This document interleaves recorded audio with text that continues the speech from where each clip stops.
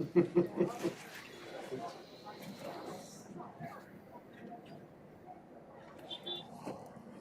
right.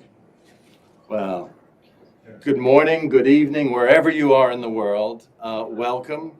My name is Richard McCarthy.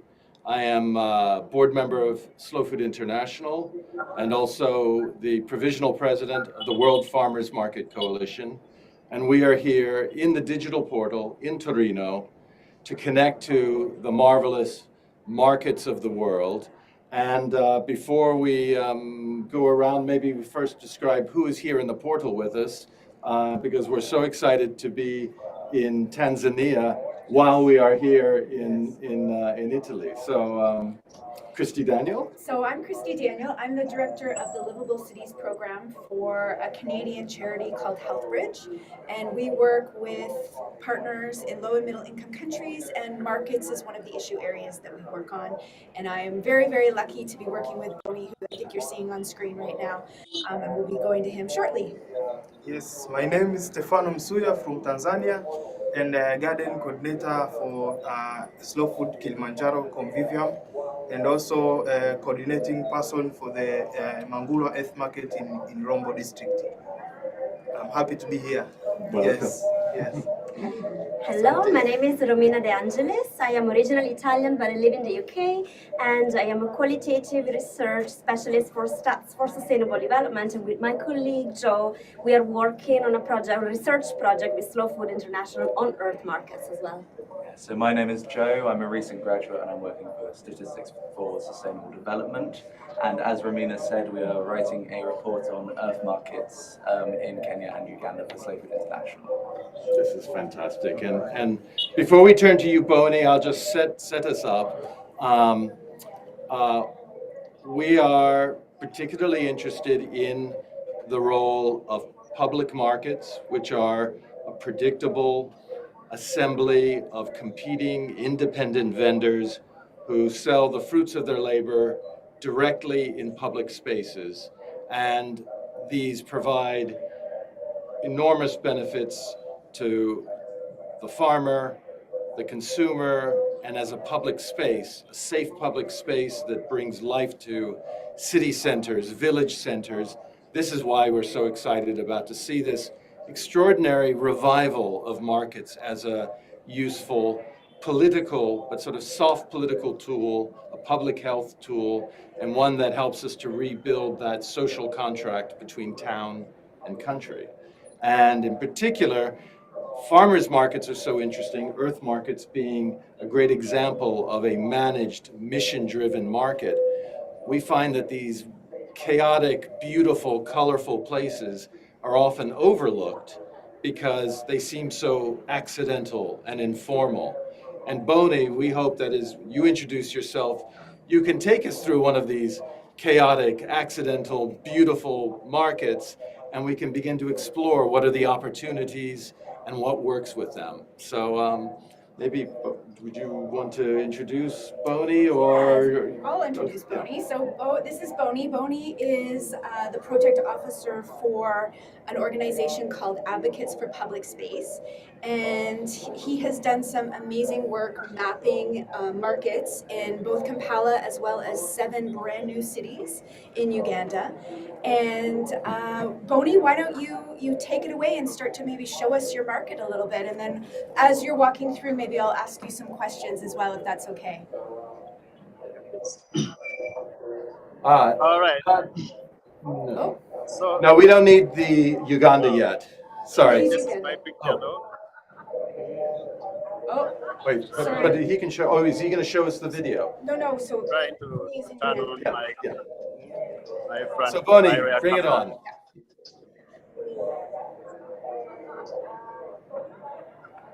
Uh-oh.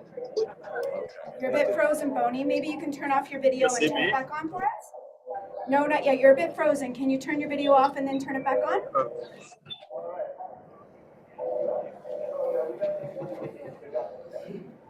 This reminds me of how markets require a certain amount of improvisational Yes, they comfort do. because you never know what's going to happen No. next. You don't.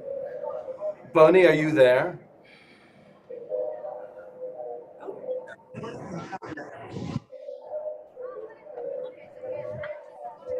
Okay. I don't know what happened there. Oh, you're back. perfect. Okay. Yeah. You're good now. The problem. Yeah, but I'm still trying to turn the camera around. Yeah, Okay. that's what I There wanted. we go. That's what So we right want. now I'm at yes, I'm at a corner. I'm at one of the main entrances to this wet market. It is called Karere Market. It is in the northern part of Kampala. This highway here you see leads you to the northern region of Uganda, the areas of Mangulwa. I know many of you have heard about them. But one interesting fact that I wanted to bring to your attention about this market is that it is composed of 12 different markets. The stretch you see from here till behind that big billboard there. There are 12 different markets, and the name Karere stands for a trade. So I think the founders of the market would have picked the idea from a train, because this market is composed of 12, then I think the 12 represent the different wagons in the market.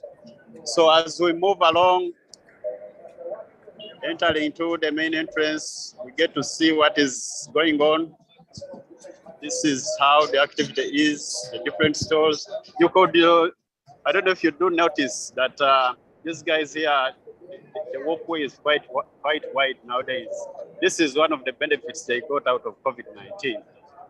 You can see the different stores, the different vegetables, the color they have, quite a variety. There you are. And the name of this particular section I'm at is called Viva Muntuyo. Viva Muntuyo stands for out of sweat. So I think they are trying to mean that without hard work, you cannot succeed. So that is the meaning of the name of this particular section where I'm at. But they have different sections, farmers market. Anyway, I've forgotten some of those names, but there are quite many. This is the section that deals in onions, very fresh. Actually, when I was coming in, they were just offloading. So all this fresh here is onions. Also that section there. This is their main stall here. They have a management committee here who I've interacted with, composed of about 9 members. But those are elected from the different vendors within the market. Then these umbrellas, actually, when you come in the morning, this entire space here that you see, this space, these vendors you see on the ground, is all filled up with different vendors. Those who operate in the off hours before the city authorities require everyone to be up on the store. So the few who are remaining on the ground, like this lady here in the umbrella, I think those are some of the stubborn ones. So, so here you are. This area is now for they deal in bulk tomato trading. You can see the tomatoes in the light boxes. So here, actually, this entire market, the way I told you earlier, it is like one of the big trading markets where food, actually, let me say, most important markets in the food chain of Kampala, because all the food that comes from the villages, most of it first makes it stop here, then it will go outside to the different markets, different mobile vendors, hotels and homes and all that. So this is the section. Actually, at this corner, if we are doing our mapping, this would have been one of our points. It relates to where I started from, and in this particular corner, they are dealing in watermelon. Then that is the section leads you to that big tree you can see in the background there. Very many kiosks, but these kiosks now are generally for guys who are dealing in cooked food. They sit behind there. They don't want to interrupt those guys who are selling fresh food. So you can see the food flasks and the plates. And then these pallets here, all those are for transporting and distributing tomatoes to the different sections of Kampala City.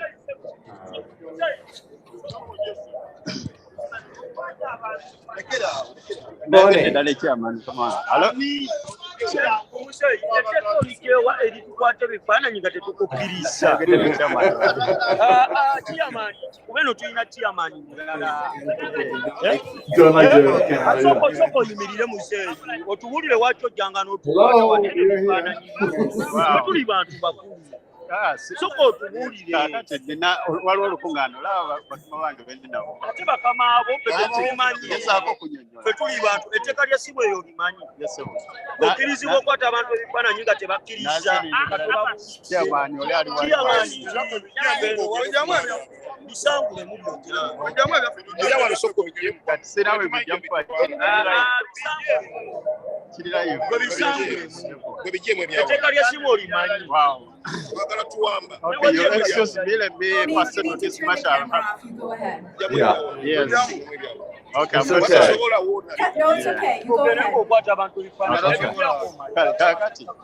Well, I think this raises.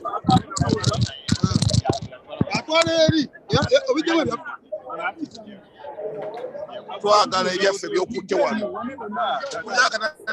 So there are sensitivities in doing research, and I have found that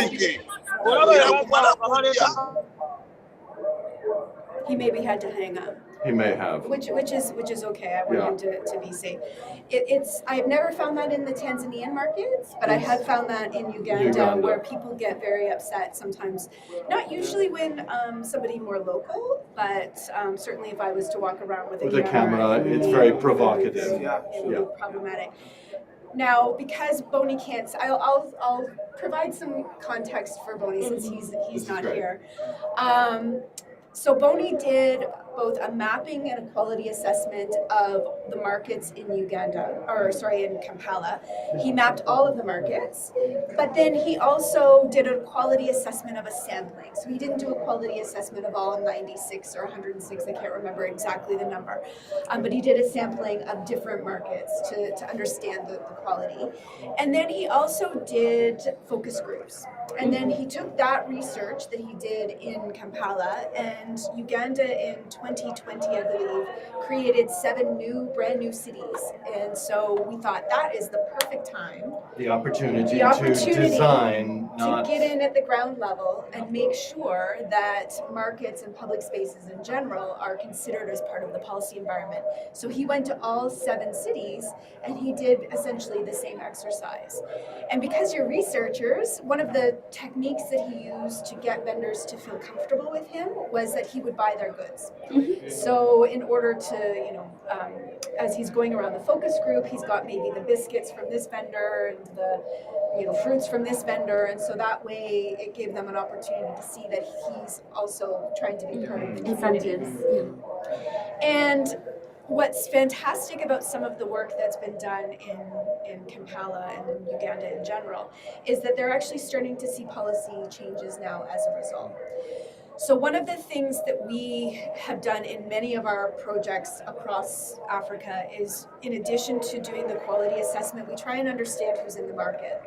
And one of the things we calculate is we try and understand how many children are in the market.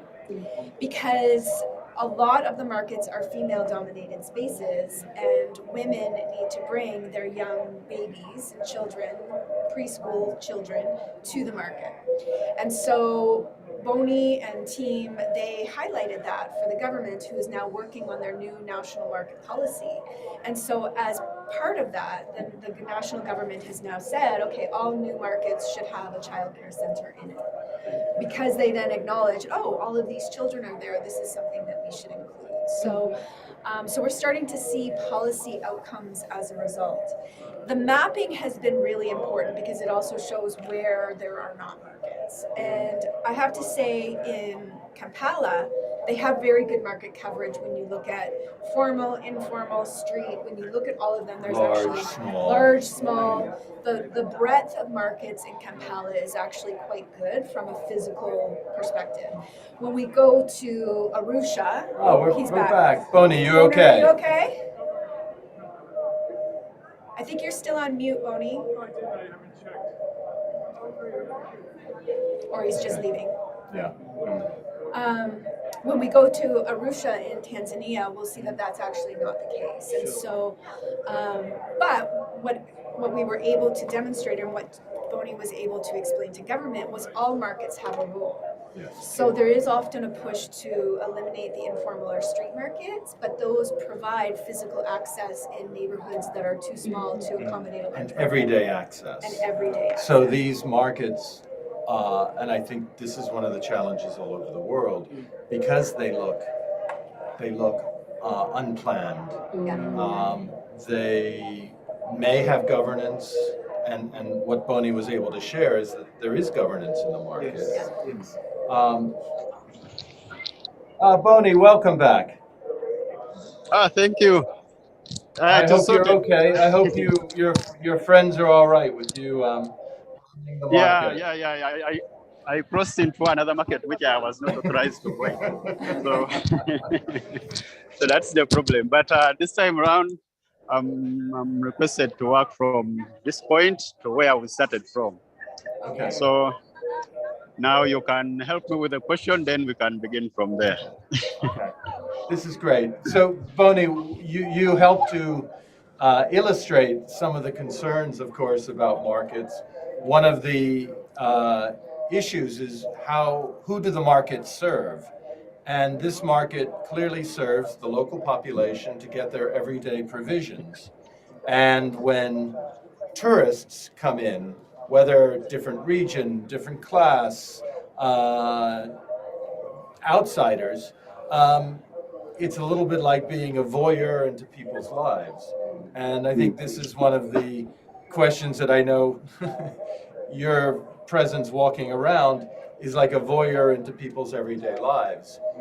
Yes. And especially if the market feels defensive, because it may not be valued by economic development planners who want to put in fancy, bright and shiny supermarkets. Our position at Slow Food, our position at Health Bridge, the World Farmers Market Coalition, is that markets are good for communities. They are very simple, transparent institutions that fulfill provisions for everyday life. They defend biodiversity. And of course, you've been able to share with us either what is biodiverse or what could be more biodiverse. And that's one of the reasons why the earth markets have jumped out of nowhere to deliver brand new markets that have very clear governance. The governance may or may not be just farmers, but also the consumers. Do you have a question for Bob? I would like to know how do the government benefit from the small scale farmers in that market? In terms maybe of if they collect the taxes from those small. Why? Pardon, I didn't get that clearly.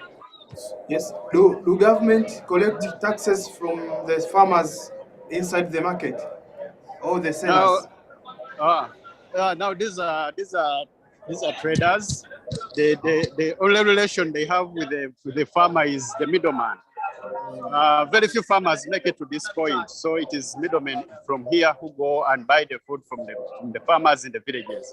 But yes, the government does collect a lot of revenues from these guys. It is on a daily basis, and also you see some of these small shops here, and also the goods they are dealing in are also taxed. But these different commodities, you see, I don't see. I wish I could have had something bulky to show you, but it's not around here. Whatever, let's say a bag of oranges. If it is coming in, then each bag is charged a small fee, which the owner or the owner of the good is supposed to pay. So yeah, the government does generate a lot of money out of them. Okay. So that is one of the most fascinating opportunities with the different types of markets. If this is a market where the traders are purchasing from a middleman who purchase it from the farmer, that is a model, but it is also a model that, well, maybe the government is quite happy to see the taxes with all of the transfer of goods. We are, Boney, visiting you from Italy, And in Italy, Yes. there was a change in the law in 2001 to recognize the multifunctionality of farming, so that farming isn't just about the production who sells to the middleman, but farming is all of the activities. And so what this set in motion was that the development of farmers markets, which there are now 1,000 in Italy, the farmers market is an extension of the farm. And when you sell directly from the farm, there are no sales tax, no VAT. You are free from that administrative burden and also from the tax. And as we navigate these existing markets and developing new markets like your new Earth Market, this is how we navigate ways in which to make it good for the consumer, good for the farmer, and as we can see here, good for the quality of life, because this is a real place. It's not a boring.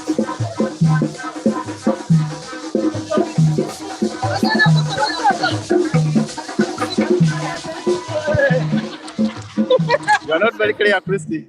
I not heard that. Would you say that most of the food sold in this market comes from Uganda? So it is grown in Uganda. Yes, yeah. Actually, I only see mangoes. I don't know if you can see. Let me just. These mangoes are imported from Kenya, and then everything else is from Uganda. Right. You can see them just there. Those are imported from Kenya. The rest is Ugandan food, Ugandan fruits. Right. FAO has just released a study project looking at what I think we would call here a territorial market. So it is food from the territory. Yeah. And what is rather interesting from our standpoint of interesting biodiversity and food systems is that some of those territories overlap the legal boundaries, because we're interested in the ecosystem of food, not the political distinctions. Bonnie, this is not fair that you are there and we are not. It's just not fair. That's why I came close for you to enjoy as well. That's very nice. Just another day in Kampala. That's right. Yeah. All the vendors are enjoying the music. Yes. So Bonnie, what products will you buy today? Let me see. I'm going to take the onions. Yeah, they look good. Actually, I'm going to take one of these, and I would have preferred the watermelon to share with you guys, but cannot make it. Kenya. Now he's selling me 4,000. That could be maybe over $1 by a few cents. So I'm going to pay for that, and let my wife prepare a very beautiful meal for me today. Oh, good. So there is the money. Okay, I can't tell them cafe, right? Yeah. So the onions for me, and you guys. Maybe I'll send it by DHL. You can save it for when I visit next. Maybe let me just go close to the chairman, because it has been very important for my day-to-day. It was going bad. I hope he can say one or two words to you guys. Chairman, so when you look at this, do you? This is the chairman of the Hello, Christy. This is the chairman of the area I'm working in, but unfortunately he cannot do English. So That's okay. maybe you give me a message, I pass to him. Tell him that his market is very lovely, and we are so thankful that he shared it with us today. Okay. Kale bakama baffe bagambye akatale kalungi nnyo era weebale bakkiriza kujja kalambulako so. Say Amina. Naye naawe nno okujja nkuguleko kofu. So he says he sends you greetings and is happy for you guys to pay a visit to his market. That's lovely. And Bonnie, when you do research, you normally would go and talk to the market manager or the market chairperson first before you talk to anyone else. Is that right? Yeah, yes. It's the same thing I did today, but unfortunately I crossed into a different market where I did not talk to them. Right. So that, yeah. But usually it is the chairperson first, who at times would call in his committee members. Then they go through. At times I travel with the letter. Then they grant the permission and I come and conduct my business. These guys are usually cooperative. They don't normally refuse allowing me do any activity I would like to do in the market. It may be because you had the camera today. Yeah. And the other coincidence is that recently Parliament passed a law, I think, regulating the capture of images. So some guys were knocking with me and said, "Wait, can you know the law? You know the new law?" So Right. that is the challenge. Yeah, Right. but it is the camera that is scaring most of them. Yes, Sure, yes, sure. Yes. Yes. Yeah. And Bonnie, when you were chatting with them, I was describing how you were able to influence the national policy because of all the children in the markets. And we Yes. saw some children earlier that were wandering around. Yeah. Yes, we did influence. We talked very much to the Minister of Trade. We talked with KCCA, who are the health authorities, and they did buy our idea of having children catered for in these different markets. So right now, I've been told that they are trying to enforce a daycare center for children in all these markets, and it doesn't matter whether public or private. All these markets should have a daycare center where kids can be safely protected and also given some basic education. In a market which is not very far from here, I've visited the place. They are already setting up that nursery. Now they are looking. I think they want to contract it to a private person to run it. Right. But it is coming out nicely, although that market is government owned, unlike this one here. Right. Yeah. Right. Yes. Bon, I like the idea of having daycares for children. I think for Tanzania, we can buy that approach which you used it to make sure that those children who are at the market are getting education services. Yeah, contact Dr. Farah, he will read you to me. Okay. Thank you. Welcome. Do you see products in there that excite you from a biodiversity standpoint?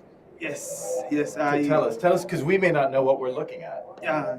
Well, I look at the onion. Yeah.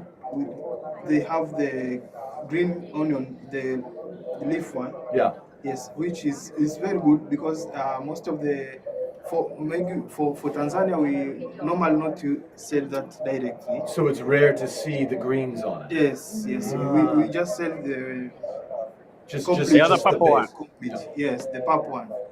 So I like it, but also the setting, it's somehow different because now we have a movement for leaving the roads free. The government is trying to push farmers to make sure that the road within the markets are free. So they're very wide. Yes, they stalls. are wide, and people can pass through. And is that because of COVID? No, This is just because of safety and requirements of larger spaces. Yes. But sometimes Now for this particular market is the plus from COVID, because these guys were really tight. Like you see here, this is a walkway here, but then when COVID came in, they had to widen them up, and so that they get in less traders, and then also there was a very big risk of fires in most of these wooden markets. You can see the structures are wooden. Yeah. So emergency trucks and firemen could not come in because the roads were very narrow. So those are some of the advantages out of COVID-19. Yes. For Tanzania, they applied that one because last year there is a local market in Tanzania which was catch fire. So everything was destroyed by fire. So that then they decided now to widen the places where people can pass. So it was really out of personal fire safety that they have made this.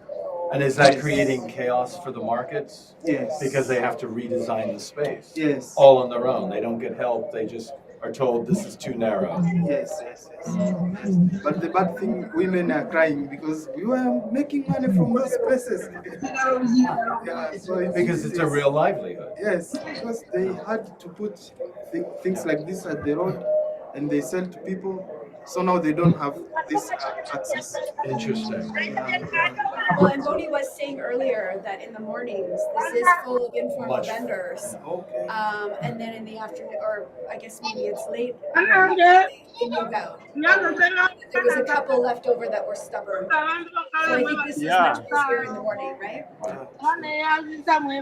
are the day vendors who come in with the products, are they fresher, cheaper, or is it that you're much closer to them, therefore it's more exciting to purchase from them? Most of them, they are cheaper. Those who are selling, they sell cheap compared to those who are within the market inside. Who have more infrastructure and maybe more expenses. Yes. Interesting. And the other factor is that these vendors on the outside, they pay a very small fee to the authorities. So that also makes their goods cheaper because they are not incurring very heavy costs to do what? To sell in the market. Yet these guys have a relatively big store and then the cost is a bit higher for them to run, to operate on a daily basis. Bonnie, in Ghana, the leadership of the markets are typically women. Is that the case in the markets in Kampala, or is the leadership often men and the vendors women? No. The women are just, they are given the opportunity to run for leadership positions. And they also have a slot which is specifically dedicated to women only. But most markets I've been to, the market heads are all men. Actually, I have encountered only one that I remember where the chairperson was a lady. Okay. But the rest are always men. But you know, when they are campaigning, they spend a bit. You have to have influence, have a lot of friendships, and then you also have to buy a few votes. So I think some women are not into that line of corruption. So Right. they Quite tend a to lose out. competitive process. It's an election, it's not a granting. Interesting. Yeah. Okay. So there's almost an entire governance structure within the market. Yeah, they do. They have chairperson, a vice, and then women's affairs, persons for disabled persons, a person concerned with security, a treasurer, somebody to do with the cleaning and hygiene, then person who collect the market dues as these people are pushing in the goods. So usually they have a committee of 9, but in some markets it can stretch to about 12. Actually, the most I've come across are 12. Can I ask Bonnie, in the governance, are consumers there as part of the governance process? Do they have a voice in this? Do the shoppers have a voice? Or is it only the economic interest of the vendors? When it comes to management, it's the vendors only, because consumers are not considered. Okay, you hardly find they don't even have a customer care desk in here. So for us, we just go in to give them money and that's it. Because in the rise of new farmers markets, often in the governance now, you have farmer and consumer and the neighborhood, the part of town that will host the market, all join in the governance, which is not always easy. But what we find is we can learn what the customers want when we bring them into the decision making. Would that be very tricky, unpopular? I think they would welcome it because, especially if you are to deal with vendors who sell in bulk, they have created relationships with some of their customers who buy from them on a daily basis. So I think that way they could easily bring them on board or consult them on how they want to be involved in the management of the market. And if the idea was sold to them, I think they would buy it. I'm not so sure how they would receive it, but my thinking is they would welcome it. And let me ask you this. If there was suddenly the government became a big fan of the market and wanted to invest in the market, what would the vendors want to see an investment go into? Is it a new roof? Is it refrigeration? What sort of things do they wish they had? First of all, they will prefer better stores because these are makeshift wooden structures. Everyone does what they think or what the carpenter would suggest for them. So you first give them that, you give them storage facilities, and then the other big issue that will always come up is they want capitalization. So if you can maybe set for them a small microfinance here and there, and then it can lend them, then they will appreciate that. In this particular place, I think they also have a problem of drainage. So working on those drainage channels, the roofs, structures, maybe you put up better structures generally, better than this. Then they would appreciate and begin from there. Yeah. Oh, we have a question. I was in the market yesterday. Yeah. Go ahead. Go ahead. No problem. I was saying I was in Sorry. Go ahead. Go ahead. No problem. Okay, my question is about transportation. How is transportation of products for the producers to the markets? Is it easy? Do they face any challenge? Yeah, that one is quite easy because there are very many trucks which come from here to the villages. Some trucks are taking goods from Kampala to the villages there or to the outer districts. So on their return, instead of coming back empty, they load this number of bags of onions, of sweet potatoes, and whatever. Then they come and drop them off here at the market. But they are also how far do they travel? It is quite far because the products come from different areas. Now, most of these tomatoes, I'm told, come from rural area, which could be about 50, 100 miles from here. So, yeah, it is a bit quite far. But just know that most of this market is very central. So, guys who are bringing goods from the eastern region, from the northern region, from the western, all bring their stuff here. You'll find like this particular onions we have here are coming from western Uganda in the Rwenzori areas. So you can see the distance is quite extensive. I had a quick question about links with government and advocacy. I was just wondering what the communication channels are between the market leaders and local government and how that works. It is easier for the government markets because for them they have what they call a market master. He's an employee of the city authority, but then he sits in the market on a daily basis. So whatever issue, whatever comes up is like the overall head of the market. But now when it comes to these private ones, then the relationship is a bit unstraight. It is not very clear. So they have a challenge. Unless they have a very big issue, then they will call in maybe the area councillor or the area MP or the leadership raises up and goes to the authorities. Then their linkage is quite challenging. These guys are most time left to run their affairs on their own because it is a private market. This one is a private market that we are in? Yeah, all these, the 12 I told you, these are private markets. That's okay, that's what I thought. Boni, did you want to describe the pilot project you did with ITDP about the bicycles and the vendors? Oh, yes. So we got in touch with ITDP and they were running a project to distribute bicycles to different vendors in the market, which is not so far away from here. It is called Kasubi Market. So they bought these 100 bicycles and they were specifically for women, elderly men, and then a few youth, young people. And the purpose was to help them access goods and services much easier. So we went in as collaborators and then distributed those bicycles to 100 recipients. It went very well. I was telling you earlier that I was there again distributing wooden stalls, and they were saying you came here, you distributed 100 bicycles. This time you are distributing only 21 boxes. So what is the rest of us going to get? You are discriminating. You are just sampling us. So I just have to keep promising. Yes. Yeah, but it went very well, that distribution, and I was there. I saw some of those guys. They use the bicycles on a daily basis. Great.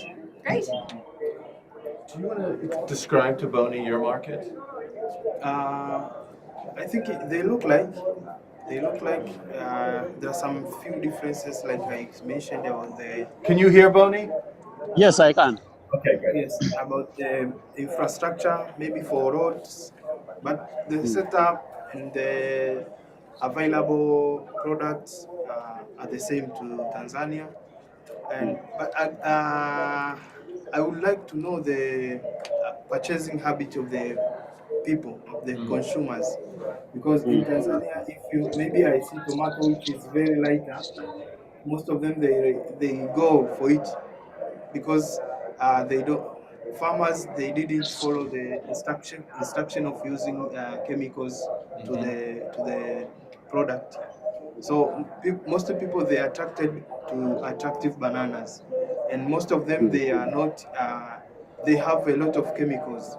So I don't know if that in Uganda, how do people purchase those goods by knowing that these are chemicals or these are organic?